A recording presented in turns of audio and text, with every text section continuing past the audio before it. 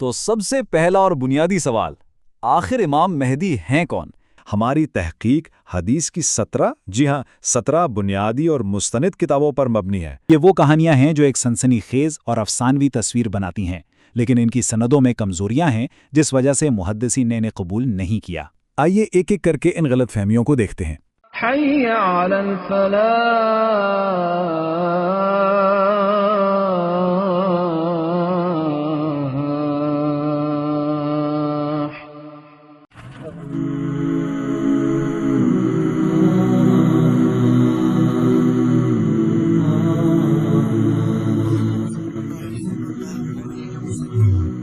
السلام علیکم۔ امام مہدی ایک ایسی شخصیت جن کے بارے میں ہم سب نے بچپن سے سنا ہے، لیکن سچ پوچھیں تو ان کے ارد گرد اتنی کہانیاں، اتنی الگ الگ باتیں ہیں کہ اکثر سمجھ نہیں آتا کہ اصل حقیقت کیا ہے اور افسانہ کیا۔ تو آج ہم کوشش کریں گے کہ ثبوتوں کی روشنی میں اس موضوع کو سمجھیں اور حقیقت کو کہانیوں سے الگ کریں۔ تو سب سے پہلا اور بنیادی سوال، آخر امام مہدی ہیں کون؟ اسلامی عقائد میں خاص طور پر قرب قیامت کی نشانیوں میں ان کا ذکر ایک عظیم رہنما کے طور پر ملتا ہے، لیکن ان کی اصل شناخت پر اکثر ایک پراسراریت کا پردہ پڑا ہوا ہے۔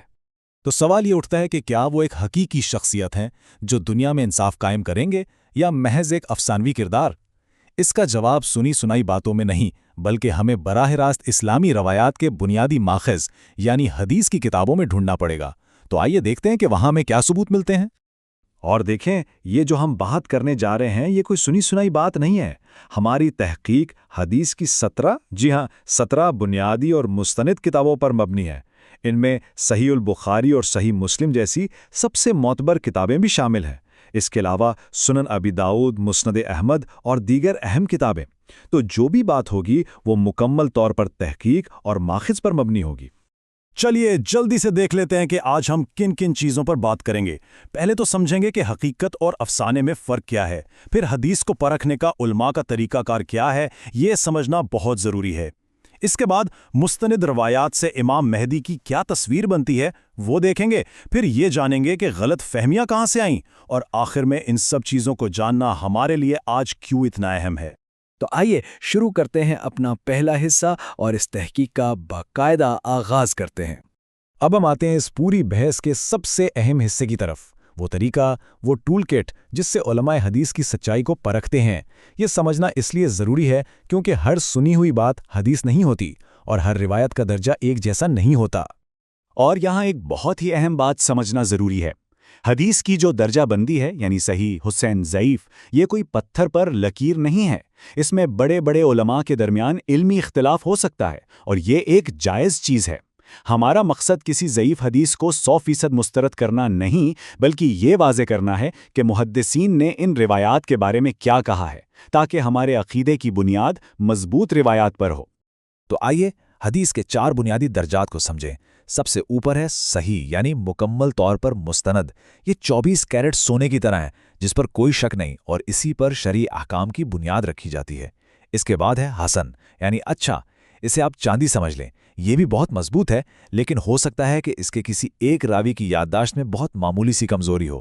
تیسرا درجہ ضعیف ہے، یعنی کمزور۔ اس کے سند میں کوئی نہ کوئی مسئلہ ہوتا ہے، اس لیے اسے عقائد اور احکام کے لیے استعمال نہیں کیا جاتا۔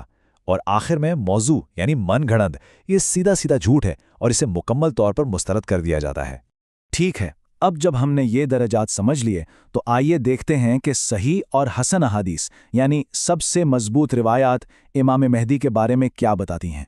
ان مستند ترین ذرائع سے امام مہدی کی ایک بہت واضح تصویر سامنے آتی ہے۔ یہ وہ بنیادی باتیں ہیں جن پر علماء کا تقریباً اتفاق ہے کہ وہ قیامت سے پہلے ظاہر ہوں گے۔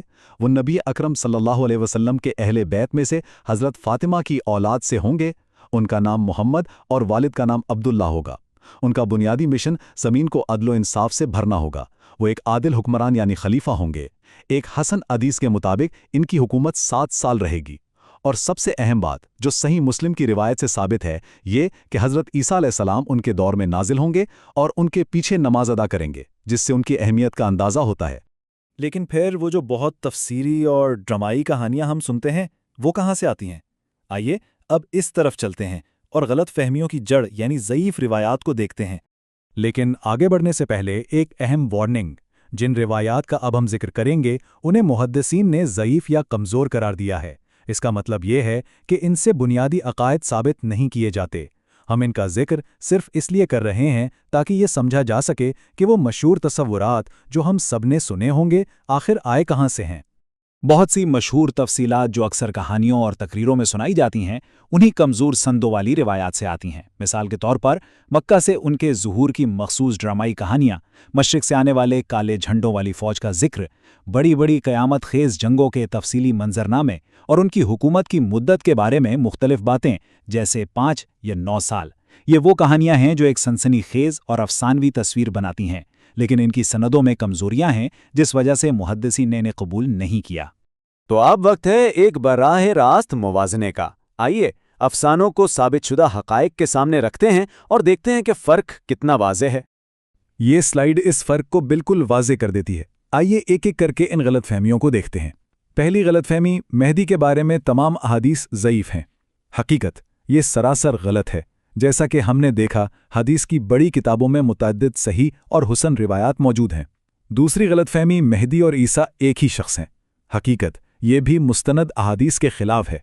सही मुस्लिम की हदीस वाज़े तौर पर बताती है कि हज़रत ईसा उनके पीछे नमाज अदा करेंगे, जिससे साबित होता है कि वो 2 अलग शख्सियात हैं। तीसरी गलतफहमी, वो कोई माफ़ोकुल फ़ितरत इलाही शख्सियत होंगे। हकीकत मुस्तनद रिवायात में उन्हें एक आदिल इंसानी हुक्मरान के तौर पर बयान किया गया है, कोई नबी या फ़रिश्ता नहीं। और आखिर में मेहदी ज़िंदा हैं और ग़ैबत में हैं। हकीकत इस अकीदे की कोई बुनियाद मुस्तनद सुन्नी अहादीस में नहीं मिलती। और ये हमें अपने आखिरी और सबसे अहम हिस्से की तरफ लाता है। माखज़ की ये सारी जांच पड़ताल आखिर अहम क्यों है? इससे हमें क्या सबक मिलता है?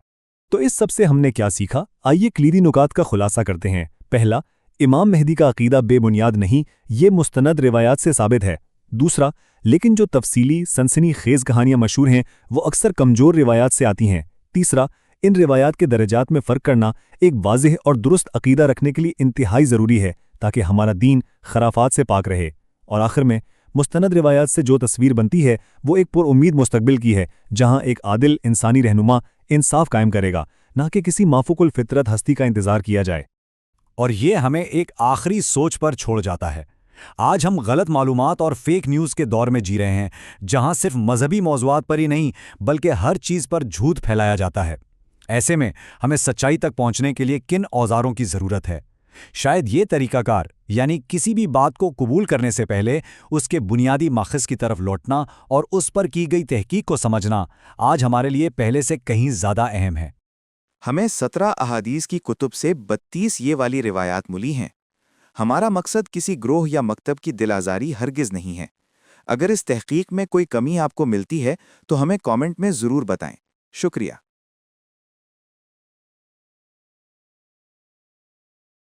इमाम मालिक रहमहुल्लाह ताला का कौल है, दुनिया में कोई ऐसा शख्स नहीं है कि जिससे इख्तलाफ ना हो सके सवाए आप सल्लल्लाहु अलैहि वसल्लम के।